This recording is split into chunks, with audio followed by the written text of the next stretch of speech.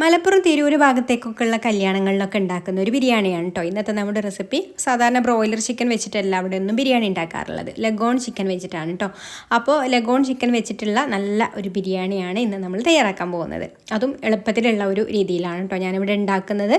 അപ്പോൾ ആദ്യം തന്നെ ഒരു 1.5 കിലോൻ്റെ കോഴിയാണ് കേട്ടോ വാങ്ങിയത്. 1.5 കിലോന് കോഴി വാങ്ങിച്ചാൽ അതിൻ്റെ വേസ്റ്റൊക്കെ കളഞ്ഞാൽ ഒരു 1 കിലോനൊക്കെ ഉണ്ടാവുള്ളൂ കേട്ടോ. അപ്പോൾ അതൊക്കെ ചിക്കൻ ഞാൻ കഴുകി വൃത്തിയാക്കി എടുത്തിട്ടുണ്ട്. ഇനി ഒരു കുക്കർ എടുത്തിട്ടുണ്ട്. അതിലേക്ക് നമുക്കൊരു 3 സവാള അരിഞ്ഞത് ചേർത്ത് കൊടുക്കാം. പിന്നെ 2 വലിയ തക്കാളി അരിഞ്ഞെടുത്തിട്ടുണ്ട് കേട്ടോ, അതും കൂടെ ചേർത്ത് കൊടുക്കുന്നുണ്ട്. ചെറിയ തക്കാളിയാണെന്നുണ്ടെങ്കിൽ ഒരു 3 എണ്ണം എടുക്കാം കേട്ടോ.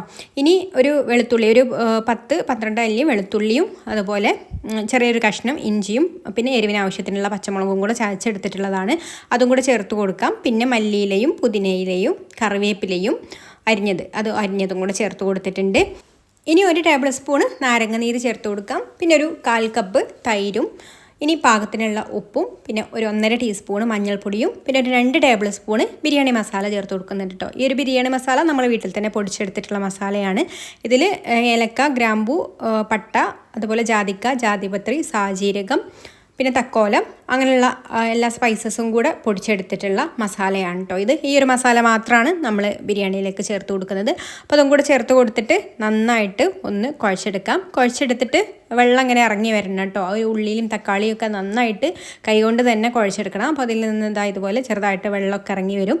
എന്നിട്ട് നമ്മൾ കഴുകി വൃത്തിയാക്കി എടുത്തിട്ടുള്ള ഒരു ചിക്കനും കൂടി ഇതിലേക്ക് ചേർത്ത് കൊടുത്തിട്ട് വീണ്ടും ഒന്നും കൂടി കുഴച്ചെടുക്കാം. പിന്നെ 2 ടേബിൾ സ്പൂൺ ഓയിലും കൂടി ചേർത്ത് കൊടുക്കുന്നുണ്ട് കേട്ടോ. പിന്നെ ഈ ഒരു ചിക്കനിൽ അത്യാവശ്യം നല്ല നെയ്യൊക്കെ ഉണ്ട്, അപ്പോൾ ഒരുപാട് ഓയിലൊന്നും ചേർത്ത് കൊടുക്കേണ്ട ആവശ്യമില്ല. അതും കൂടി ചേർത്ത് കൊടുത്തിട്ട് നന്നായിട്ടൊന്ന് മിക്സ് ചെയ്ത് കൊടുത്തതിന് ശേഷം 1 മണിക്കൂർ ഒന്ന് റെസ്റ്റ് ചെയ്യാൻ വേണ്ടിയിട്ട് മാറ്റി വെക്കാം.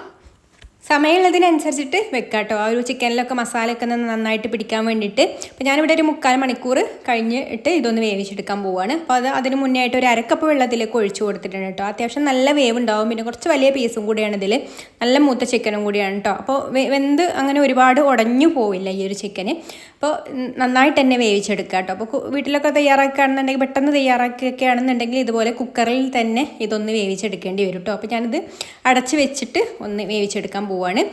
അപ്പോൾ ഇതവിടെ വെന്ത് വരട്ടെ. അപ്പോഴേക്കും നമുക്ക് റൈസിന് വേണ്ട കാര്യങ്ങളൊക്കെ ഒന്ന് റെഡിയാക്കി എടുക്കാം. അതൊരു കടായി വെച്ചിട്ടുണ്ട് റൈസ് ആക്കാൻ വേണ്ടിയിട്ട്. അപ്പോൾ ആദ്യം ഇതിലേക്ക് കുറച്ച് ഉള്ളി ഇട്ട് കൊടുത്തിട്ട് ഒന്ന് പൊരിച്ച് കോരി മാറ്റി വെക്കാം കേട്ടോ. ഒരു 1/4 കപ്പ് സൺഫ്ലവർ ഓയിലിൽ ഒരു സവാള കനം കുറച്ച് അരിഞ്ഞ് ചേർത്തിട്ട് ഒന്ന് പൊരിച്ച് കോരി മാറ്റി വെക്കുന്നുണ്ട്. ഈ ഒരു സമയത്ത് തന്നെ അണ്ടിപ്പരിപ്പ് മുന്തിരിയൊക്കെ ചേർത്ത് കൊടുക്കുന്നുണ്ടെങ്കിൽ അതും കൂടെ ഈ ഒരു സമയത്ത് തന്നെ ഇതിൽ ഇട്ടിട്ട് തന്നെ ഒന്ന് പൊരിച്ച് കോരി മാറ്റി വെക്കാം കേട്ടോ. ഞാനിത് എടുത്തിട്ടില്ല, കാരണം ഇവിടെ മക്കൾക്കൊന്നും അങ്ങനെ റൈസിൽ വെറുതെ അണ്ടിപ്പരിപ്പ് മുന്തിരിയൊന്നും ഇടുന്നത് ഇഷ്ടമല്ല. അപ്പോൾ വേണ്ടവർ അതും കൂടെ ചേർത്ത് കൊടുക്കാം. ഇനി ഇതിൽ നിന്ന് ഞാൻ കുറച്ച് ഓയിലൂടെ മാറ്റി വെക്കുന്നുണ്ട് കേട്ടോ, കാരണം ഇത്രയും ഓയിൽ നമുക്ക് ആവശ്യമില്ല. 3 കപ്പ് റൈസേ വെക്കുന്നുള്ളൂ. അപ്പോൾ അതിനനുസരിച്ചിട്ടുള്ള ഓയിലും നെയ്യൊക്കെ മതി കേട്ടോ. ഇനി ഇതിലേക്ക് ഒരു 1.5 ടേബിൾ സ്പൂൺ നെയ്യും കൂടെ ചേർത്ത് കൊടുക്കുന്നുണ്ട്. 1/2 kg ആണ് ഞാൻ എടുത്തിട്ടുള്ളത്. ഇനി ഇതിലേക്ക് പട്ട, ഗ്രാമ്പൂ, ഏലക്ക ചേർത്ത് കൊടുക്കാം കേട്ടോ. ഒരു 3 ചെറിയ പീസ് പട്ടയും 4 ഏലക്കായും 4-5 ഗ്രാമ്പും കൂടെ ചേർത്ത് കൊടുക്കുന്നുണ്ട്. പിന്നെ 1 കപ്പ് അരിക്ക് 1.5 കപ്പ് വെള്ളമാണ് ചേർത്ത് കൊടുക്കുന്നത്. അപ്പോൾ വെള്ളവും ചേർത്ത് കൊടുത്തതിന് ശേഷം പിന്നെ ഇഞ്ചി, വെളുത്തുള്ളി, പച്ചമുളകും കൂടെ ചതച്ചതിൽ നിന്ന് ഞാനൊരു 1/2 ടീസ്പൂൺ അവിടെ മാറ്റി വെച്ചിട്ടുണ്ടായിരുന്നു. അപ്പോൾ അതും കൂടി ചേർത്ത് കൊടുക്കുക കേട്ടോ, നല്ലൊരു ഫ്ലേവർ കിട്ടാൻ വേണ്ടിയിട്ടാണ്. എന്നിട്ട് ഇതൊന്ന് തിളപ്പിച്ചെടുക്കാം.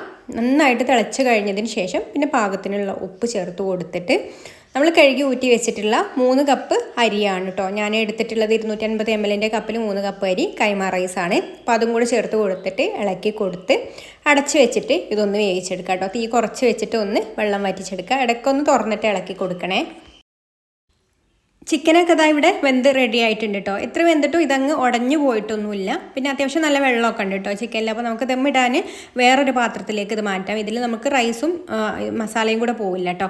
അപ്പോൾ റൈസും ഇവിടെ റെഡി ആയിട്ടുണ്ട്. ഞാൻ ഇടയ്ക്കൊന്ന് ഇളക്കി കൊടുത്തിട്ടുണ്ടായിരുന്നു കേട്ടോ. അപ്പോൾ ഇത്രയും വേവായാൽ മതി കേട്ടോ, ഒരുപാട് വേവരുത്. ഒരു 70% അങ്ങ് വെന്ത് വന്നാൽ മതി. ഇനി നമ്മൾ കടായിലേക്ക് മാറ്റിയിട്ടുള്ള ആ ഒരു മസാലയുടെ മുകളിലേക്ക് ഈ ഒരു റൈസ് ഇട്ട് കൊടുക്കാം.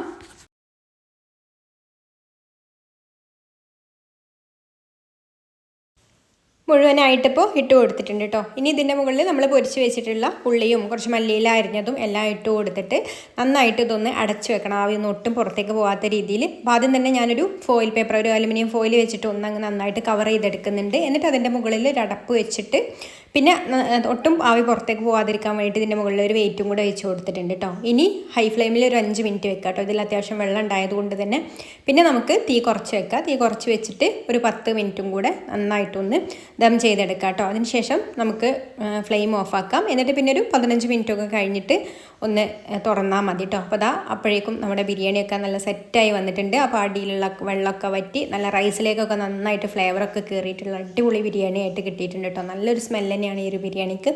ഇനി നമുക്കിതാ അടിയിൽ നിന്ന് ആ ഒരു ചിക്കനും റൈസും എല്ലാം കൂടി ഇതുപോലെ ഒരു പ്ലേറ്റിലേക്ക് വിളമ്പാം. നല്ല അടിപൊളി ടേസ്റ്റി ആയിട്ടുള്ള ലഗോൺ ചിക്കൻ ബിരിയാണി റെഡി ആയിട്ടുണ്ട്. ഇഷ്ടമായിട്ടുണ്ടെങ്കിൽ ലൈക്ക് ചെയ്യാനും ഷെയർ ചെയ്യാനും ചാനലൊന്ന് സബ്സ്ക്രൈബ് ചെയ്യാനും ഫേസ്ബുക്കിലാണ് കാണുന്നതെന്നുണ്ടെങ്കിൽ പേജ് ഒന്ന് ഫോളോ ചെയ്ത് സപ്പോർട്ട് ചെയ്യാനും കൂടി മറക്കല്ലേ. അപ്പോൾ ഇനി മറ്റൊരു നല്ല റെസിപ്പിയുമായിട്ട് അടുത്ത വീഡിയോയിൽ കാണാം. താങ്ക്